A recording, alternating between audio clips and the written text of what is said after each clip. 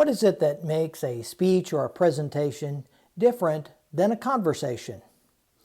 What is it that makes a speech or a presentation different than writing and then reading that essay or report? Understanding this difference will help you make the transition from a novice to a real public speaker. The answer to what makes a speech or a presentation different is how you use words. How you use words to reach your specific audience, and how you use words so your audience will not only be impressed, they will remember your words. It's a difficult concept for many to get a hold of, that a speech is not just reading a good essay or report. Many have had training along the way in school as to how to write well, and some have had high school public speaking classes. And in a lot of those programs, students just write out a speech word for word and then stand up and read what they've written. But this is not public speaking, and it's not giving a speech or a presentation. It's merely reading a well-written document out loud. What makes speeches and presentations different? First, in a speech, you use words in a different way than when writing. Oral presentations have a more personal style. If you're just reading something you wrote, it comes across as stiff and formal, and this is because a written style is a more formal style. With a speech, you should be having a conversation with the audience and engaging them, even though it's a one-way conversation. With a speech, you look at the audience more. You try to gauge if they're interested in understanding what you're saying. Public speaking is dynamic and flowing.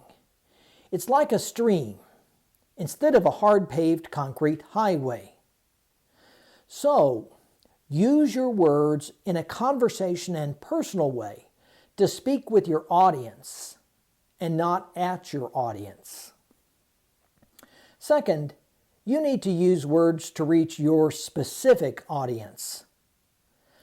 Our consistent goal is to be audience-centered public speakers.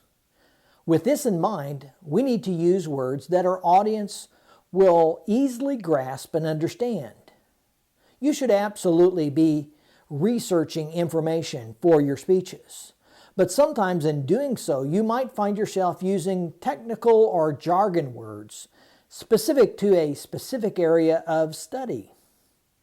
Use the word, but immediately explain the word in a way the audience can understand. Another thing to remember about using words to reach your specific audience is that you should use standard English when speaking to a North American audience. Think about regional phrases you might have used growing up. Try instead to use words or phrases common to everyone and your specific audience in particular.